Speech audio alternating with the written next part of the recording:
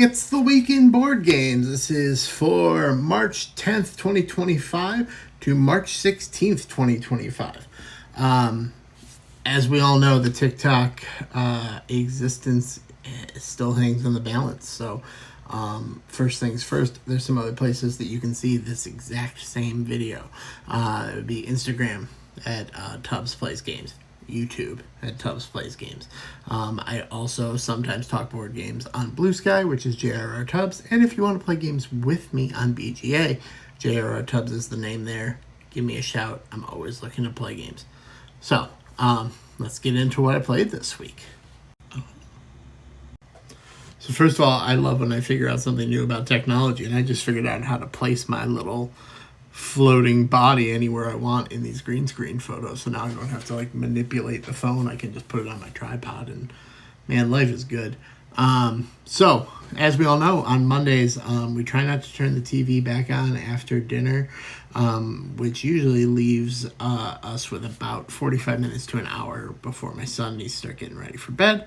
And we almost always use that time for board games. So starting out, my son and I played a little bit of King Domino. King Domino is a tile drafting and placement game where you are attempting to place these tiles in a 5x5 grid and match up the different terrain types with the crown tiles that you can see in hopes of creating the highest multiplier to score the highest for each terrain tile. I love this game. It's on BGA and has a really great implementation. They're coming out with their own digital version as well, which I've signed up to be a beta tester for, so we'll see. But King Domino's fun. I dig it. After that, we played some Just Desserts. Just Desserts is a kind of a set collection game where you are trying to serve various customers desserts that they like. You can either serve them by having their favorite dessert or just a dessert or multiple desserts that meet their criteria for the different symbols that are on the cards. So Just Desserts is something I've had in my collection for a long time. Also on BGA. Also a big fan of this game. I got kind of burned out on it because when my kid starts to like a game, it's all he wants to play. So I got a little burned out. We had put it to the side for a while, but I was really happy when he brought this down to revisit it. It's a good, quick game. Next up, I got together with some friends from my board gaming group on Wednesday, and we played Sky Mines. Sky Mines has this really cool hand management aspect to it. It's kind of, I don't want to say it's hard to describe it. It was hard for me to remember. But essentially you're able to play, a certain amount of cards, 3, 4, even 5, depending on how many of your card slots you can open up throughout the game. And then after you play each card to do an action, or to pay for a resource or what have you, then all of those cards get discarded up to the top of the board, of your personal player board, where you're making piles for those open slots. Only one card to a pile, and then after you have discarded your cards, your next turn you get to draw a pile. So you have to kind of figure out where you're discarding cards so that you can draw the right pile. I was bad at it. But this is kind of my catchphrase in board gaming. I picked up the game probably about 3 to 4 turns in, and would love to play again now that I understand it, because it was a cool game. I really dug it. Sunday was our weekly board gaming meetup, and unbelievable to me, there was still somebody in our group who hadn't gotten to play Fromage and wanted to. We have a few copies kicking around in our group. I am obsessed with this game, as much of the board gaming community is. So when I found out somebody had not played it yet and wanted to, I was happy to bring it along with me. For those of you who don't know Fromage at this point, it's a worker placement game with this really cool rotating board and all of these different ways to score based on the cheeses that you are able to make, and different placements on the board, things like that. I adore this game. It scratches so many different itches, and it plays in 30 minutes. And it's about cheese. Cheese is the best food.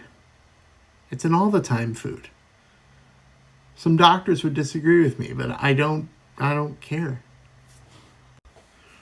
When we'd finished with Fromage, we broke out Power Vacuum, which is a relatively new game that just was fulfilled on Kickstarter for one of our members. So he brought it along. Again, this game I really dug. It's a trick taker. I mean, there's not too much going on with it trick taker wise, but there is this fun little thing in the middle where whoever plays the lowest card each hand then gets to change the flow of power from one appliance to another. It's Power Vacuum. The appliances are trying to each form their own, I hesitate to use the word dictatorship, but their own government that they are trying to lead. And the reason I said dictatorship at first is because of the way the scoring is tracked. It's a race to 40 points. For every 10 points, you get a piece of a monument.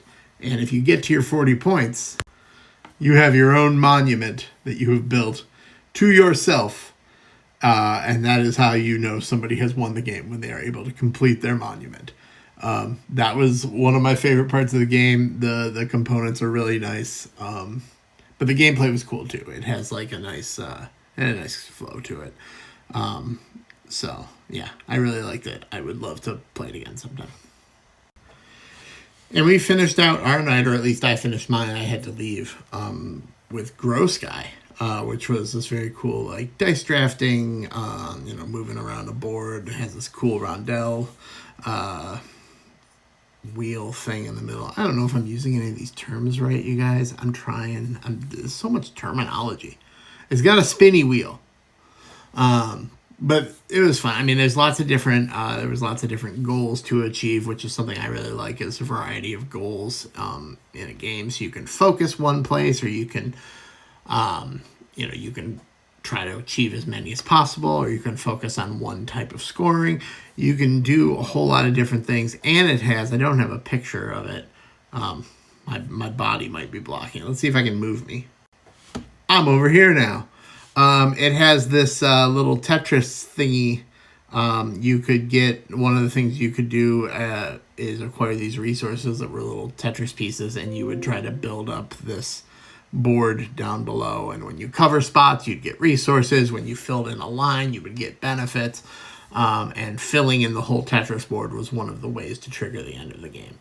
I don't know how I did with this game. I was late for a dinner with my family, and so the minute we played the last turn, I got up and left, and I said, please let me know how I did. I did not win, but I don't know how my score was. And that's fine. So it was a learning game. I would like to give it another try, though, for sure.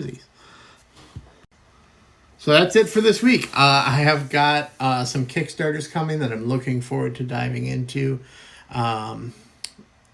Vicious Gardens being one, and I'm not sure when that's coming yet. They've started fulfillment, but I've not got my shipping notification. But I did get, or will be getting, some Trick Takers from John Barron's Trick Taker, the expansion for Tricky Time Crisis, as well as some of his other games. So hoping to crack into at least one of those tonight, and maybe that'll be my next review. Did you see I did a review last week? The goal is to do more of those. So I enjoyed shooting the review.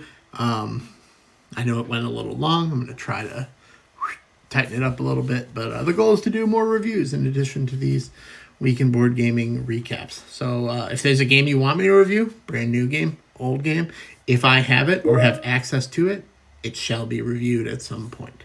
So that's it. I hope you guys have a great week. Let me know what you think I should be playing, and I will talk to you the next time you see my face.